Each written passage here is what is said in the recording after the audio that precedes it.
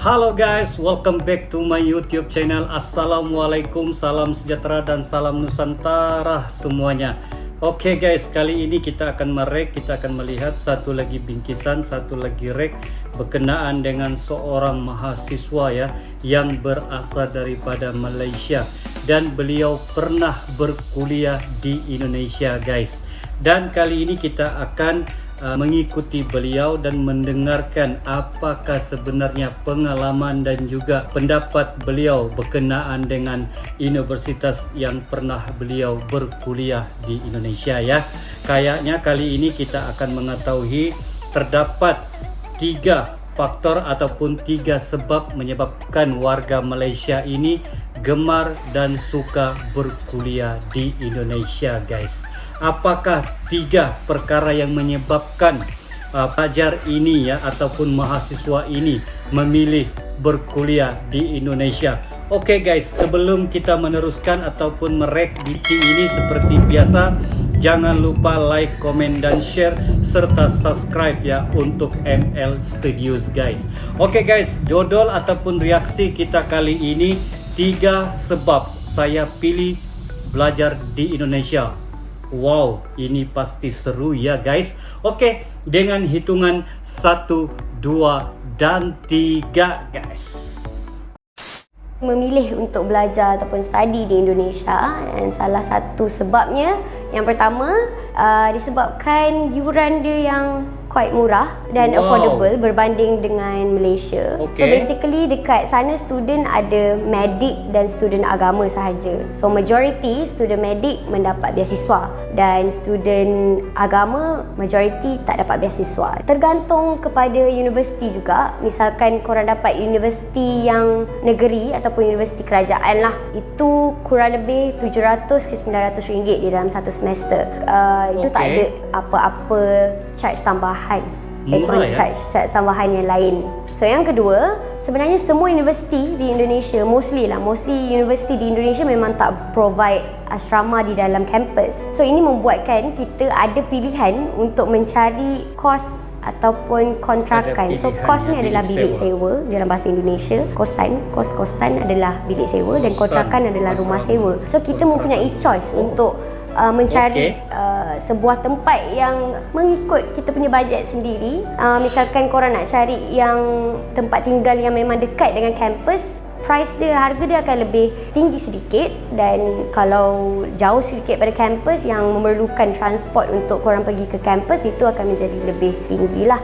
So yang ketiga, in case of emergency yang terjadi dekat family dekat Malaysia ni, saya boleh balik dengan cepat disebabkan flight yang banyak. Flight dia available kurang lebih 1 hari sebelum COVID 7 hingga ke 8 flight yang available dalam 1 hari, dan tiket yang sangat murah. Jakarta ke Kuala Lumpur kurang lebih RM150 menggunakan AirAsia kalau korang cheap sikit macam saya. Kalau korang memilih untuk naik MAS, kurang lebih 350 ke 400 lah. Tapi itu membuatkan in case of emergency, korang tak ada masalah untuk balik ke Malaysia on that time. Okay, so kalau korang rasa belajar kat Indonesia ni tak keluar daripada comfort zone disebabkan bahasa yang kurang lebih sama dengan bahasa ni, sebenarnya salah. Kalau kita duduk sendiri dekat Indonesia tu, surrounding kita memang sangat berbeza dengan surrounding di Malaysia. Orang dia lain, persekitaran lain, perangai lain, bahasa sedikit sama tapi memang perangai lain, budaya lain. Even budaya dalam kelas, daripada kelas ke luar kelas pun semua lain, berbeza dengan di Malaysia. Mungkin orang akan lambat adapt lah dengan situasi di sekeliling, sebab kadang-kadang pemikiran dan pandangan diorang ni memang sangat berlainan dengan apa yang kita dapat, sebabkan kita dibesarkan dan dilahirkan dari 2 negara yang berbeza. So konklusi dia, janganlah memandang rendah kepada sesiapa pun yang belajar di mana sekalipun, walaupun Indonesia ni taklah se-fancy kalau korang study dekat UK, US ataupun Jepun, tapi pendidikan yang kita orang dapatkan dekat Indonesia tu bukanlah ilmu yang boleh diremehkan. Memang ilmu yang kita orang dapat di Indonesia tu juga ilmu yang sangat-sangat berharga even sampai ke sekarang.